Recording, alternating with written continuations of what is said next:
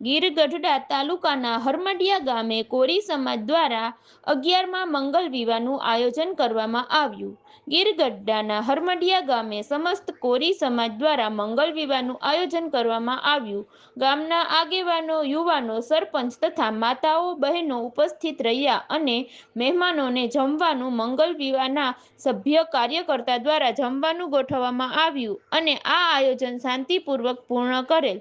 Reporter Jethwa જોરુભાઈ સાથે cameraman Baloch દોસ્ત મોહમ્મદ હરમડિયા। તમારો પરિચય? હું ગંભીરભાઈ અતુભાઈ બારિયા। આ કેટલામાં મંગલ વિવાહનું આયોજન કરેલું છે? આજે અમારે હરમડિયામાં 11મા મંગલ વિવાહ મહોત્સવ 2024 અને કેટલી દીકરીઓના માંડવા છે? આજે અમારે 17 દીકરીઓના માંડવા છે અને 16 વરરાજા છે। હા, ને દીકરીઓને કરિયાવર ભેટે શું આપો છો? કરિયાવર ભેટે અમારે સમાજ તરફથી ત્રાંબાનું બેડું આપે છે, પિત્તળનું, જે એ દીકરીઓને આપે છે તથા દાતાઓ જે કાંઈ વસ્તુ આપે છે, ત્રાસ છે, લોટા છે અને દિવાલ ઘડિયાળ, એ બધું સમાજ આપે છે।